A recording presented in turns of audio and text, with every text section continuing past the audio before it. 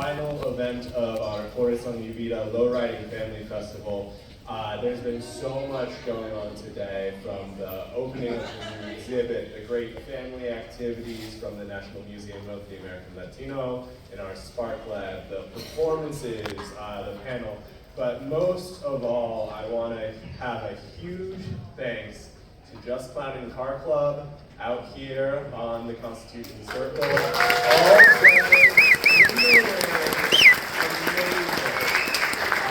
you all have been wonderful to work with. We're so thankful for you being here. It's just been excellent, so thank you. What we wanted to do at the end of today is everyone at the museum has gotten, if they've gotten up the exhibit, they've gotten some of the history of lowriding, they've gotten to see the cars, they've gotten to see the art, they've gotten to hear the music. We wanted to bring it all together and take people on a little trip back in time. So what we've got is we've got this beautiful 1983 PBS documentary called Low and Slow by Rick Tejada Flores.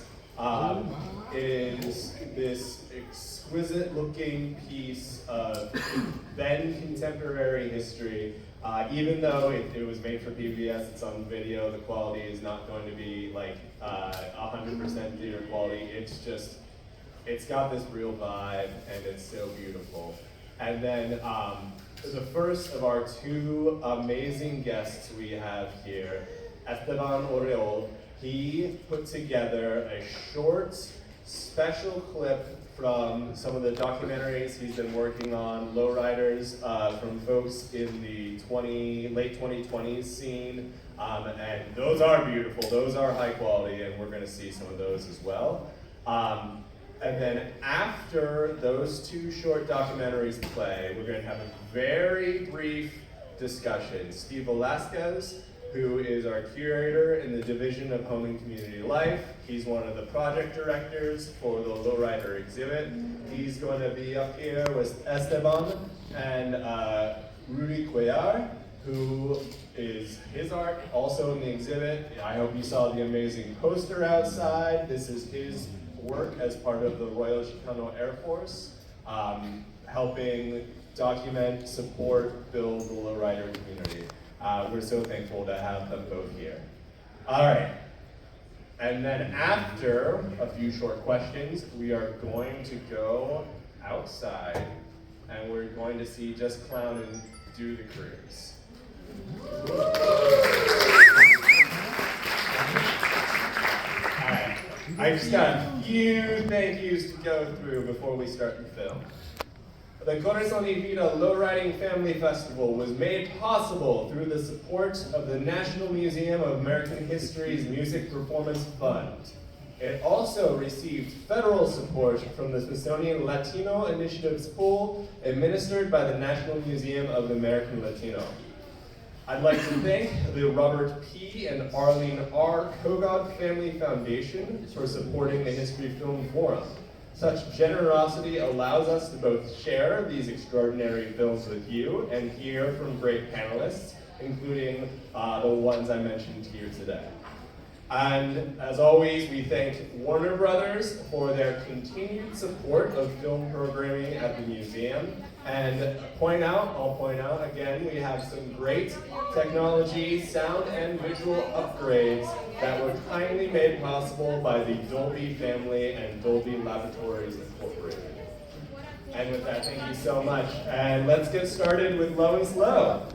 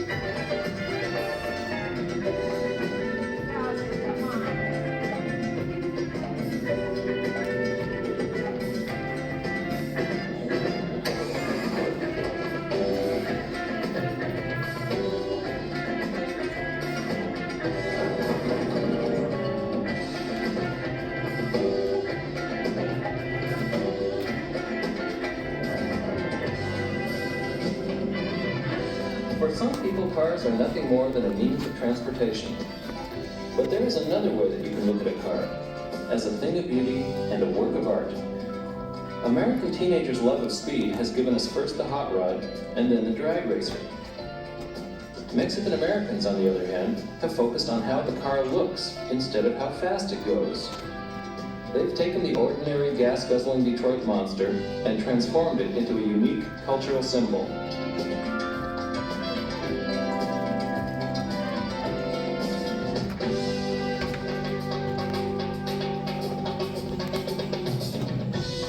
In Mexican culture, beauty is part of everyday life, something to be shared with others. Mexican painters took art out of museums and put it on walls for everyone to see. Chicanos have put art on wheels. The car is ornate, sleek, and low, driven slowly so it can be better appreciated. To the community, it is an indication of its owner's status and taste. To the outside world, a symbol of the independence of the culture. I'm just trying to tell them that, like you're united, you can, you're doing something, I just like what they're doing, It is a lowrider, and the way that it is put together, and the way that it is driven, is art. Not museum art, but popular art, folk art, living art.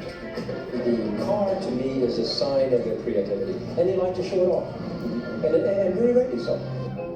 Originally, it was a question of economics.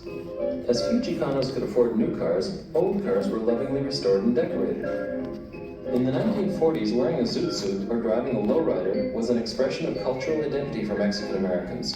Yet to the general public, the clothes and the cars were somehow un-American and associated with criminal activity. Lowrider to me was, I did that 25 years ago, and my wife gets mad because I still carry 2 pictures of my car when I was in high school. The zoot suit disappeared for a while, but lowriding has never lost its popularity with young Chicanos and also appeals to many blacks, Asians, and Anglos. Unfortunately, many of the old misconceptions about lowriding have also survived.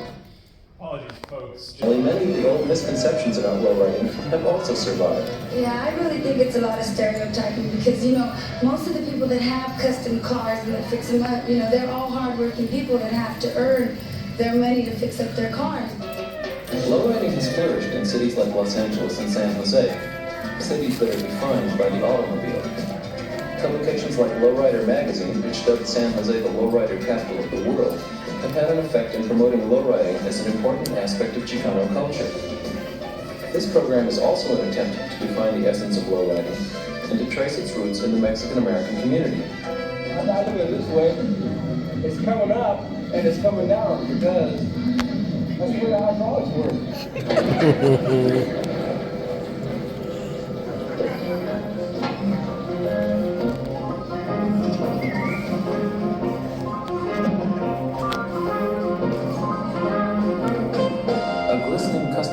Lowered almost to the ground.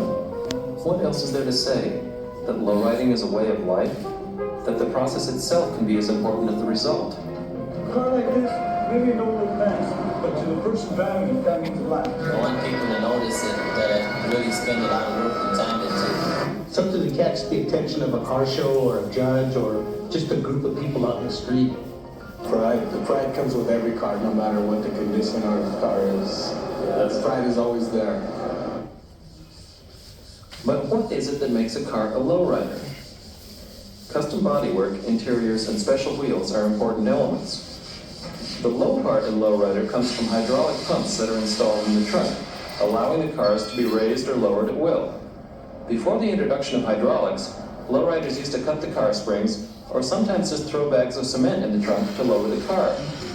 Some do the work themselves, others go to pros who specialize in custom work and hydraulic installation. It's done, man. Check it out, right? Yeah, go ahead.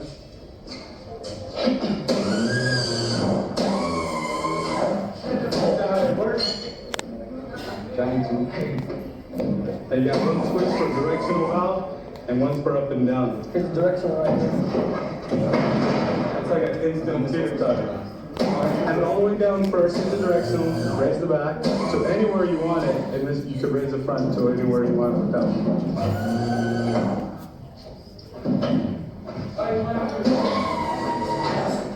We thought this had some old lady things and just drop your car and they think your car broke down. Raise it right back up and just surprise the heck out of them. More than anything else, it's the paint job that draws your eye to the car. Brilliant lacquers and flowers, intricate pinstriping, and murals that range from Star Wars to the Mexican Revolution. Some cars are subdued, others are an explosion of color.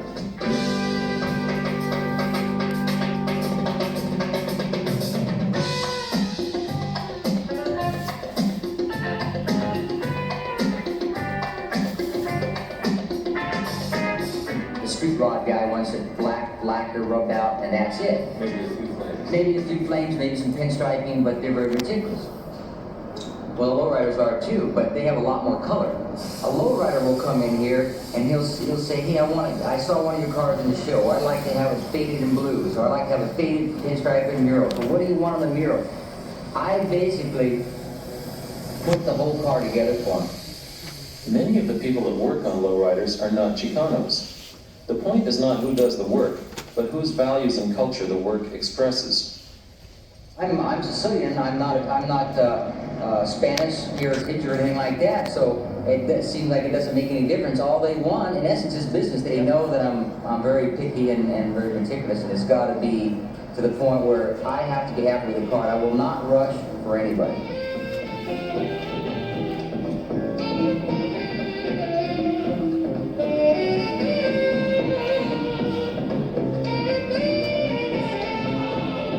There's only so much you can do with custom paint. Then there's an awful lot that you can do with custom paint. Now, I personally, maybe a lot of people might think I'm just blowing smoke or whatever, but custom painting is an art form all its own, and it's a very, very, very, very demanding business. The finished car cries out to be admired, to be shown off. Some cars are so ornate and fancy that they are no longer functional objects, but pure art, only to be seen at car shows. But the real action has always been on the streets, where beautiful cars provide the excuse for the cruising scene, a social ritual that traces back to the paseo, or promenade of small Mexican towns, where young men stroll around the square in one direction, and young women in another. Come out here and meet the girls. Yeah, if you have a nice car, then it's even easier to meet the girls. You just pull up to somebody and just the way of just greeting each other. You have two cars parked and just start hopping away. On the boulevard, hopping is just part of the social scene, but it has also developed into an exciting sport, the hopping contest.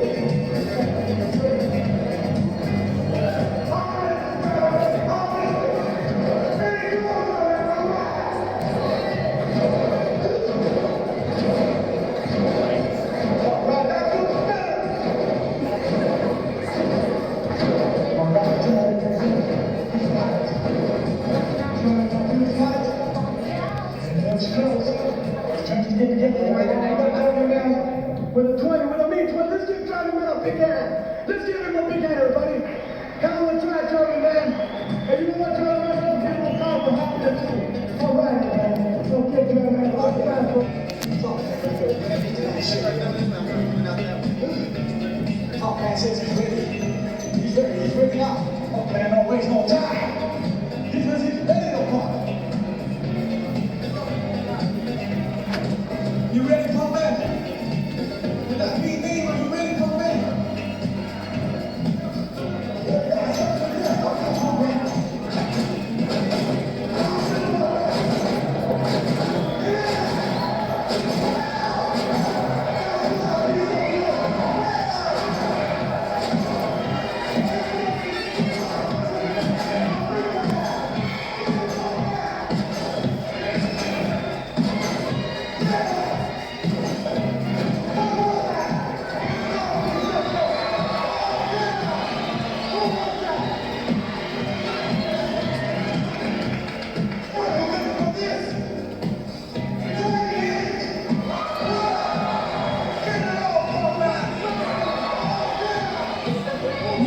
hydraulics on passenger cars is illegal in California, but this law and other so-called lowrider violations are enforced selectively. My reason for stopping somebody is if I see them popping. See, once they brought the vehicle up and down, there's another section in the vehicle code that states anytime they've done that, what they've done is ruined the stability and the alignment of the front wheels, and it becomes no safe vehicle. Few people claim that the lowriders themselves cause problems. It's more that the cars and the social scene attract other people who cause problems, and then the lowriders are blamed for the whole situation. They're very protective of the vehicles because they have so much money involved in invested in those vehicles, and you don't see the lowriders becoming involved in fights. San Jose is one of the few cities in the Southwest where some sort of understanding has been reached between lowriders and police. In other cities, police have closed streets and made mass arrests in order to discourage cruising. In San Jose, at least, the weekly cruise at Story and King on the city's east side has been allowed to continue. Police still write lots of tickets for hydraulics and undersized tires, and acknowledge that the tickets are a way of putting pressure on the lowriders. We're talking about making this an attractive place for people to come to because of people's negative feelings about King and Story. And that's one of the means of doing it. The feeling is, I don't know if we can totally end this. But if we can't totally end it, let's try and make it as best as possible. Is the intention really to stop lowriding? We would like to stop the problem at King and Story. I would love to take you to one of the meetings we've had at the neighborhood groups here. Oh no. I've had people just ask to please have voluntary badges and just make me a deputy. I'll go out there and I'll start, I'll beat the hell out of those guys myself. But yeah, we try and calm them down, try and find a happy medium between them and the lowriders. Look at my forehead now. It's just not going to go away, right? There's got to be some adjustment. We wonder if it'll ever go away. It's always having a dying downtime, and every year there's there's a couple of months where it is real slow, but it always comes back, and it comes back strong.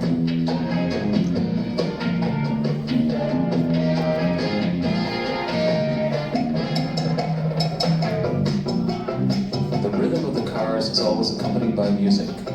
It could be funk, Latin jazz, or oldies.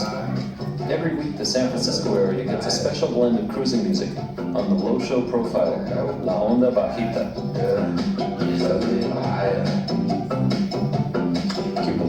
This is La Onda Bajita, Radio del Barrio, cruise to the best música del pasado en Norte Califas. Molina llega coming at you, in company con el Rojo Buster at the controls. La abuela, el tecolote, el DJ, Leo Alemán, y la Ginger Loca con la comandante a la onda. The BS himself, aquí nomás.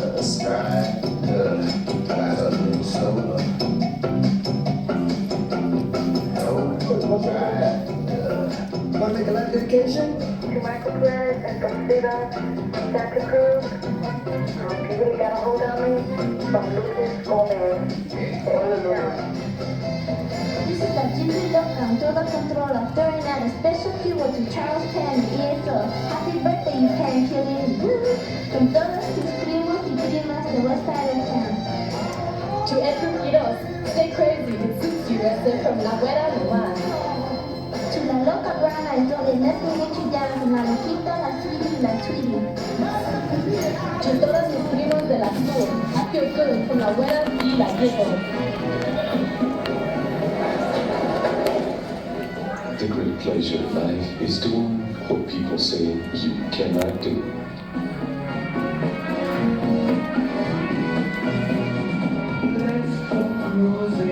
Saying that lowriding is just fixing up cars, having a good time, and cruising the boulevard doesn't really tell the whole story. If there's an important event in the community, lowriders will be part of it. Part of what gives the celebration its special flavor.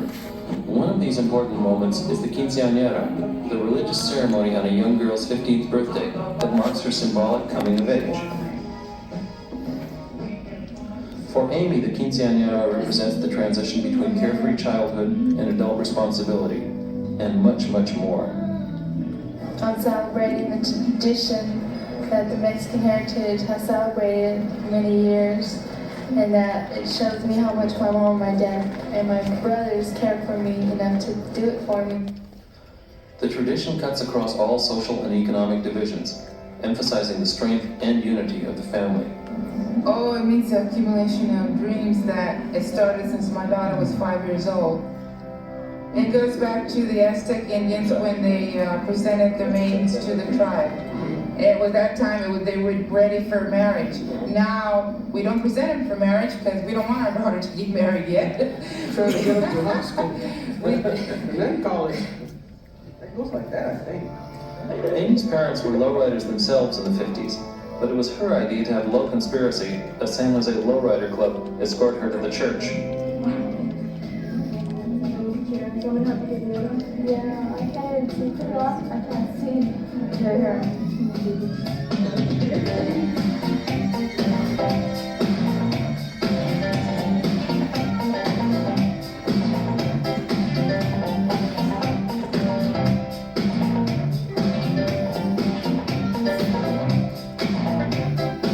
Oh, when they came, her heart just lit up and she said, no matter what, this makes my day.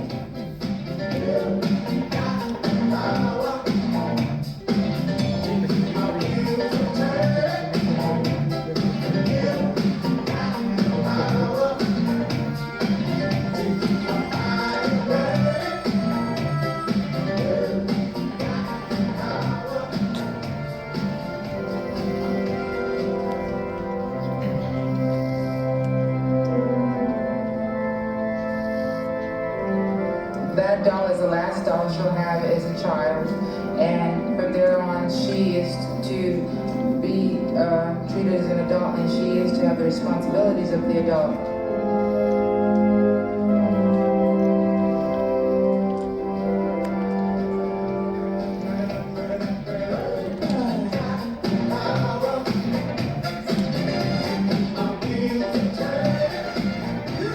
The mask also was telling her that when she was a child, all those things as a child were done. Now she's going into womanhood and adulthood, and she will be having responsibilities, and people will be treating her as an adult, and she will be an example to others her age. Important values in a culture are passed on from generation to generation.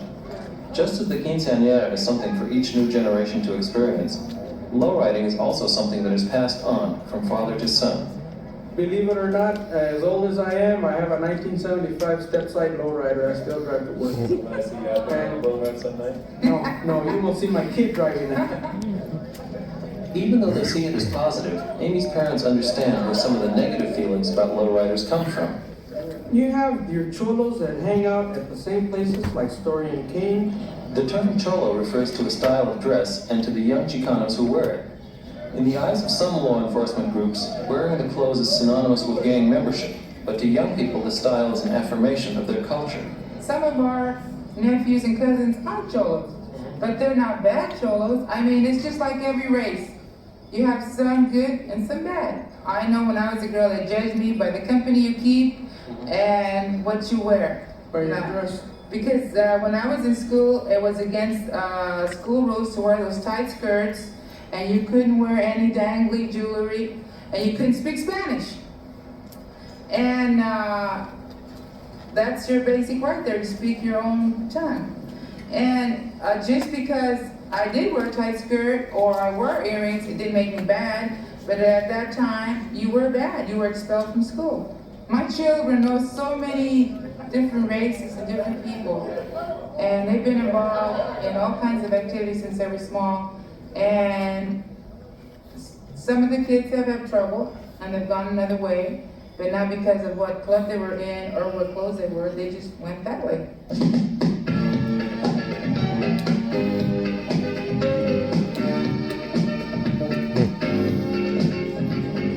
New Style for a long time, ever since I was a little kid, and I wanted to always get in a car club, and I always thought New Style, you have a lot of friends and a lot of nice cars, some of the best cars. Actually, joining a lowrider car club never made anyone go the wrong way. Although most lowriders aren't club members, the clubs enjoy a special status. They are highly visible through their involvement in community activities, and some of the best cars carry the club plaques. You don't have to be Chicano to join, just serious about cars. I grew up with Chicanos all my life, so they're all my friends, and I'm not a prejudiced person. And I like to make friends with everybody. Just being serious about lowriding isn't quite enough. Cars must pass strict inspection before they're allowed to show the car insignia on the boulevard.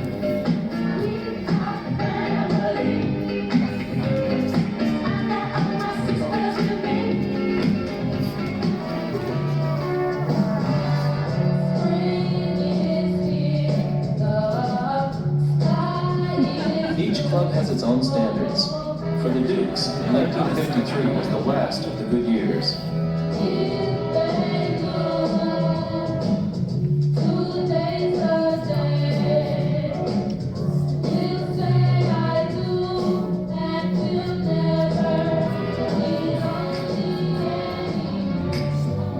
If you had the ability or the money, the car could serve as the canvas on which you express yourself. But many young people without cars still incorporate the image of the lowrider into their art, whether it is on paper or on cloth. I was at like a little lowrider happening, and I seen some dude with the Virgin Mary on the back of his shirt. So I said, hey, that's a great idea, hitting up on shirts, everybody can see your art, you walk outside and catch something like that. In Malo's t-shirts, you'll find references to prison life and street graffiti, a mixture of Mexican history and Catholicism, with images of death and the forces of evil. It's not that I like the devil or anything, but I like the way it's mad, don't mess with me, One time I was on the bus, one time some lady said, oh, you shouldn't wear that on your back. Why don't you put Jesus or something? I said, it's not that, it's the art, the way it looks, People like it and I like it, so I wear it. But being special often means that you get singled out. Sometimes they drink up, make a lot of noise in front of people's houses, but everybody does that. Even the high riders are where they're partying, Just like us low riders, people are people, everybody's the same. On the surface, there may be a difference between the people who can afford lowriders and the kids on the street, but you have to look deeper. They got their car, they can go anywhere they want to, they got the money, I guess, The homeboys, they just stroll around, go buy up, kick back. Since they ain't got no ride, right? Yeah. But still, it ain't nothing, There's a lot of people that don't have rides. The ride ain't the main thing, I don't think it's where you are, right? Yeah, I think that's what it is. Not every lowrider could draw. So you got something that's already right, just like they got their ride, got something different too.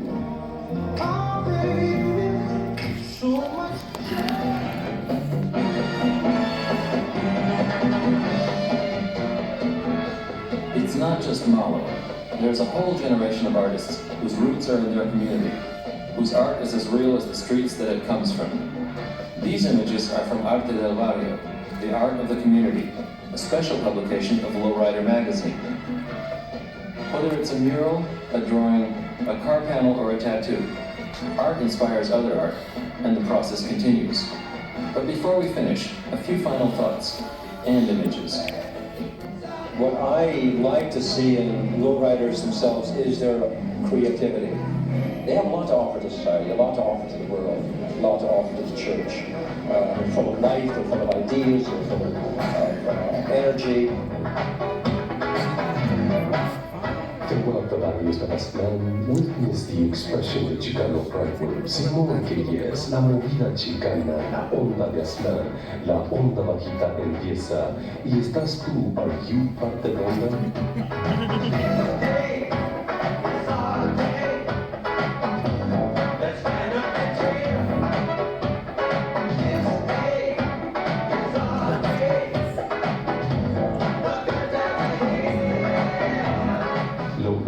Cholas, chorros, gangas, pintos y veteranos, all proud y firme. Take a stand, párense, fritos, gang warfare divides us, raza.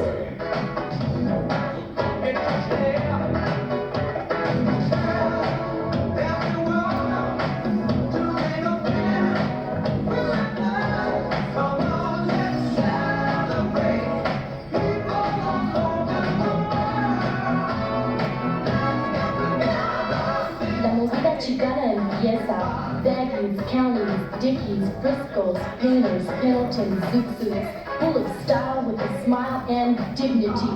Take a stand, parense. La Migra raids sent our gente back across a border that we never even crossed. It crossed us, Raza. The word that you are.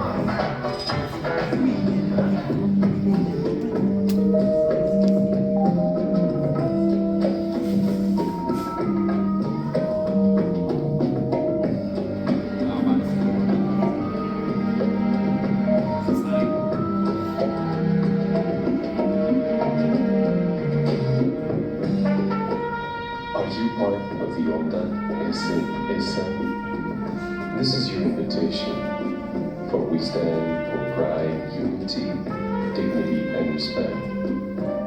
And at the heart of it all, al mero corazón is love, el amor eterno. Pues que pues, are you parte de la onda? Cuba.